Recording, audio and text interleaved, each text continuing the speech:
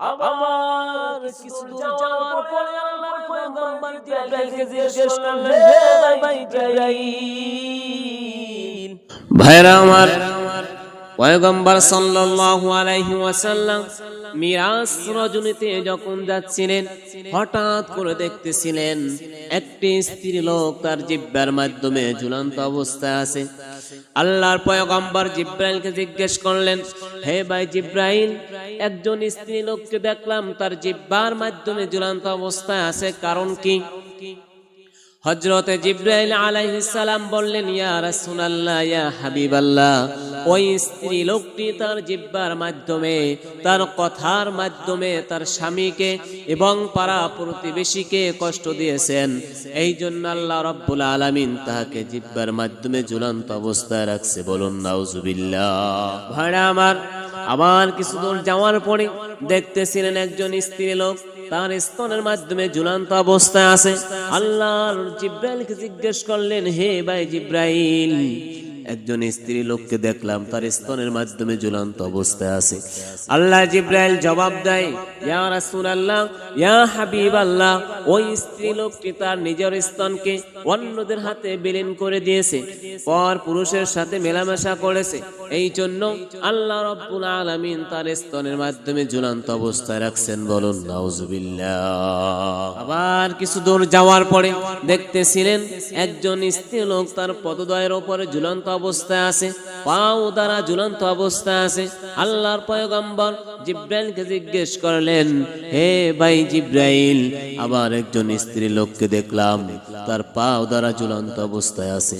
আল্লাহ জিবরাইল জবাব দেয়, ইয়া রাসূলুল্লাহ, ইয়া হাবিবাল্লাহ, ওই স্ত্রী লোকটি স্বামীর অনুমতি ছাড়া বাহিরে চলাফেরা করেছে, যার কারণে ওই স্ত্রী লোককে আল্লাহ রাব্বুল আলামিন পাও দ্বারা ঝুলন্ত অবস্থা রাখছেন। জোরে বলুন না নাউজুবিল্লাহ। আবার কিছু দূর যাওয়ার পরে আল্লাহর পয়গম্বর জিবরাইলকে জিজ্ঞেস করলেন, হে ভাই জিবরাইল, একজনকে দেখলাম জিহ্বার মাধ্যমে ঝুলন্ত অবস্থায়, আর একজনকে দেখলাম স্তনের মাধ্যমে ঝুলন্ত অবস্থায়, আর একজনকে দেখলাম পাও দ্বারা ঝুলন্ত অবস্থায়, আবার একজনকে দেখতে পাচ্ছি তার হস্ত দ্বারা ঝুলন্ত অবস্থায়। হে ভাই জিবরাইল, তার কারণটা কোথায়? আল্লাহর জিবরাইল জবাব দেয়, ইয়া রাসূলুল্লাহ, ইয়া হাবিবাল্লাহ, কারণ স্বামীর অর্থ সম্পদকে নিজের হাতে নষ্ট করেছে, তার স্বামীর অর্থ সম্পদকে বিনা কারণে কারণে বিভিন্ন জায়গায় খরচ করেছে, স্বামী জানে না।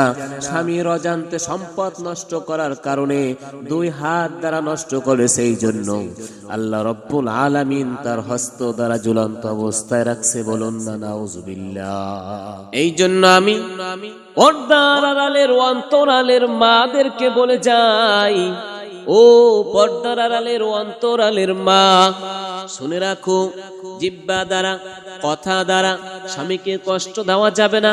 নিজের স্তনকে, স্বামীর সম্মানকে অন্যের হাতে বিলীন করে দেওয়া যাবে না। স্বামীর অনুমতি ছাড়া বাহিরে বেপর্দা হয়ে চলাফেরা করা যাবে না। স্বামীর অনুমতি ছাড়া স্বামীর সম্পদকে নষ্ট করা যাবে না। স্বামীর সম্পদকে, স্বামীর সম্মানকে হেফাজত করার দায়িত্ব তোমার, নইলে আল্লাহ রাব্বুল আলামিন তোমার জন্য জাহান্নামের কারখানা খুলে রেখেছে। তুমি যদি স্বামীর সম্মান রক্ষা করতে পারো, সম্পদকে রক্ষা করতে পারো, ইজ্জতকে রক্ষা করতে পারো, ও মা, তোমার সম্মান আল্লাহ রাব্বুল আলামিন বাড়াই দিবেন। কেমন বাড়াই দিবে জানোনি? তোমার সম্মান আল্লাহ রাব্বুল আলামিন বাড়াই দিবে। কেমন বাড়াই দিবে জানোনি? তোমার জান্নাত ওই যে স্বামীর পায়ের তলে আল্লাহ রেখেছেন। জোরে বলুন না সুবহানাল্লাহ।